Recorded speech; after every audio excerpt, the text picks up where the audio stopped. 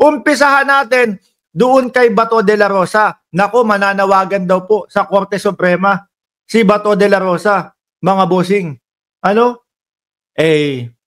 Papapasukin na yung ICC. Yun po ang pakiramdam ko, mga kababayan, ha? Ayon na din po doon sa mga binibitawang salita po ni Department of Justice Secretary Boying Remulla, makikipagtulungan na, no, sila sa ICC. Bakit daw makikipagtulungan bigla? Kasi gusto nga nila na mabigyan ng mabilisan, no, na hustisya yung mga nalabag ang karapatang pantao. Noon sila ay nakaupo, mga bossing. Noon silang nagpapakasasa sa kanilang kapangyarihan. Kahit ano na lang po ang inutos o iutos, okay lang, no? Kahit malagas pa ang mamamayang Pilipino, okay lang. Oh. Kaya naman po, ang ating Department of Justice, sabi po ni JC Moss, shout out, MR, at sa lahat. Kaya po, ang ating Department of Justice makikipagtulungan na dahil kung sila uumpisahan nila yung investigasyon, matagal pa ho yan, mga kababayan. Matatagalan pa ho yan. No? Aabot pa ng ilang taon yan. So maiinip na naman at kawawa naman po yung mga kababayan natin na naghihintay ng hustisya para doon sa kanilang mga kamag-anak, para doon po sa kanilang mga mahal sa buhay na naperwisyo ho nitong laban kontra droga. Take note, mga bossing, hindi ho tayo kontra doon sa paglaban sa droga. Kontra tayo doon sa maling pagpapatupad nila, mga kababayan. Kontra tayo doon sa madaming mga inosente ang nadamay at nawalan ng buhay. Doon tayo kumukontra, mga bossing. Ha? Kapag ka daw po ang ICC, nakipagtulungan na lang sila, ang tagal na pong ano yan. Ang tagal na hong, ano tawag dito? Nag-iimbestiga. So tutulong na lang sila para mapabilis. Biruin nyo ho mga kababayan. Dati po siguro nung isang taon pagkatapos ng pagkapanalo ng ating presidente, ang sinasabi, walang jurisdiction ang ICC sa atin. Biglang mga ilang buwan, biglang sinabi, aaralin namin kung ano ang legal na pwede dito sa ICC.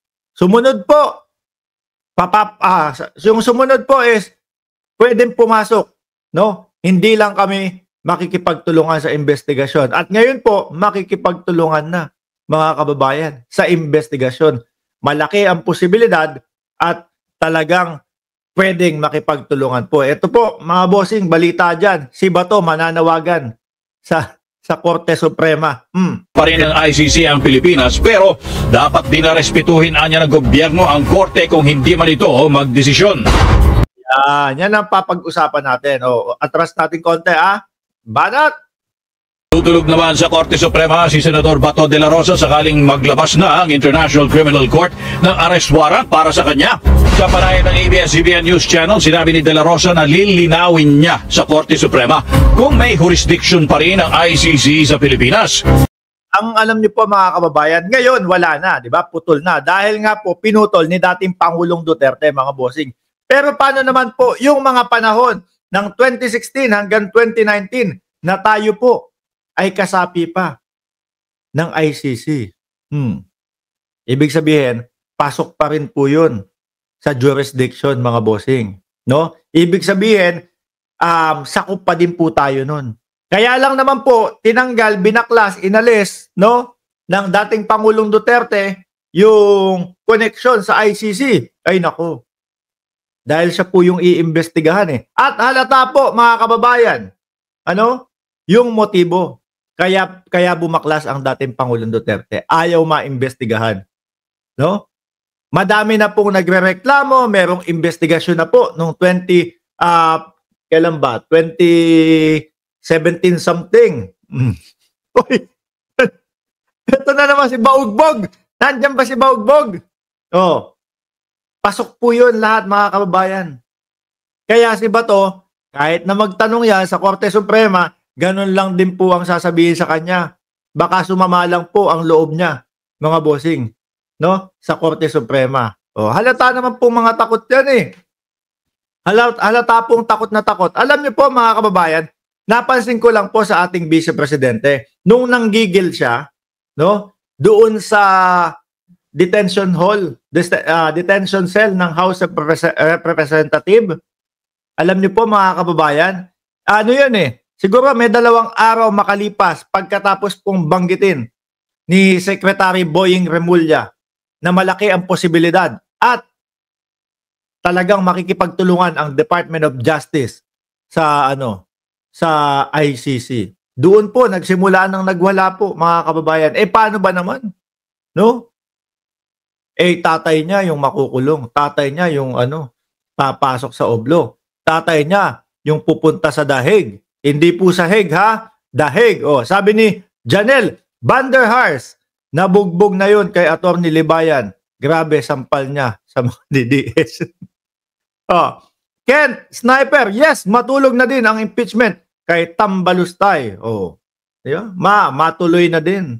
Ayan po mga kababayan, tuloy natin tong kay Tobas. Biruin mo, no? Yung tatay, punta sa dahig. Yung anak, impeach naman po. Ay, Diyos ko. Ano na yung nangyari doon sa pamilyang dating sinusuportahan natin at tayo ay proud na proud pa. DDS ako! ngayon mahihiya ka nang sabihin, naging DDS ako. No? Sinuportahan ko yung mga yan. Nakakahiya na po, mga kababayan. Grabe, sumuporta ka, no? Doon sa mga grabe, doon sa mga lumabag sa karapatang pantao. Sabi ni Vivian Pransam, Jam Magno, kumalas na din. Kung totoo po yan, ma'am, hindi naman po natin masisisi yung tao Biruin nyo naman po, ito yung mga gustong ipaliwanag, gustong hingin na mga sagot sa kanila, ayaw nilang ibigay. Di ho ba, mga bossing? Diyan mo mahalata na sobra yung mga tinatago nila. Tingnan mo si Bato. Yung mga hearing na lang doon sa Kongreso, ayaw puntahan. Takot! Kasi kung ano-ano pa yung sinasabi, ayaw kong sumira doon sa tradisyon na ang mga senador iimbestigahan doon sa Kongreso. Takot lang po yan, mga bossing. Ayaw lang pahalata. Diba, Gilbert?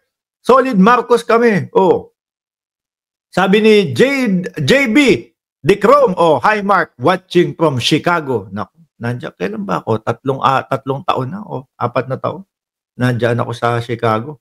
May picture pa nga ako doon sa Dabin, Just Mark, Just Vincent Park, nandiyan ka pala. Okay. Pero wala niyang problema kung magdesisyon ng korte na nasa ilalim pa rin ng ICC ang Pilipinas, pero dapat din na respetuhin niya ng gobyerno ang korte kung hindi man ito magdesisyon.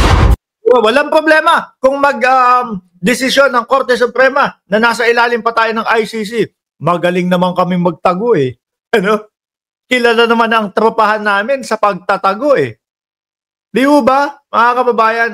Malamang sa alamang kapag ka po nagdesisyon ng Korte Suprema at sinabi na tayo ay may jurisdiction at may karapatan ng ICC na iserve ang warrant of arrest sa kanila. Malamang po ang magiging solusyon lang din po niya si Bato. Kagaya po nung ginawa ni Kibuloy. Kagaya po nung ginawa ni Harry Roque. Magtago, no? Lalo na yung kandidatura ni Tobats, mga bossing. Nangangamba ho. Dati top 5, nasa ganun yan. Ngayon po, top 10. Wala po sa top 12, mga bossing. Di ba? Tuloy. Muli ring iginiit ni Senador De La Rosa na hindi siya natatakot sakaling maglabas nga ng ICC arrest warrant. Bilang Pero mga kababayan, hindi natatakot si Bato de la Rosa niya. Konting mabanggit lang po yung ICC, tapos natapat po na siya ay nasa press conference.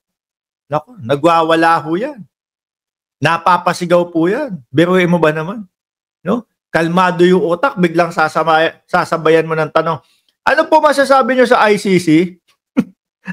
Biglang mawawala, bigla pong aapoy, biglang magi-stress, mai-stress. Si Tobats, mga bossing. Siguro hindi na rin to natutulog. Kada may mababanggit ho, mga bossing, na tungkol sa ICC, paliwanag si Tobats ng paliwanag Tingin ko, hindi na din natutulog yan. Sabi ni John J.S. Jason, true, si Jam Magno tumiwalag na sa Duterte. Meron siyang video, ang tapang. Tama, wag siyang matakot. baka di na siya makulong, mategi siya bigla. Tuloy. De La Rosa sa iniimbestigahan ng ICC sa drug war ni dating Pangulong Rodrigo Duterte para sa mga posibleng crimes against humanity. Oh, tapos sabi biglang palakas loob. Nanalo, congratulations doon sa kumpadre ko. Nanalo bilang presidente ng Estados Unidos. Yung pala, no, sa panahon ni Donald Trump, no, sa panahon din po ng dating Pangulong Duterte, natanggalan po ng US visa si Bato de la Rosa. Di ba, Ai Chang? Oh, shout out sa iyo at Chi. At Ralis Carlenga. Tuloy natin, mga bossing. Dahil nga po diyan kay Tobas, lalo pong nadidiin no? Lalo pong kinakabahan yung samahan nila, mga kababayan Pag pinag-uusapan po ang ICC.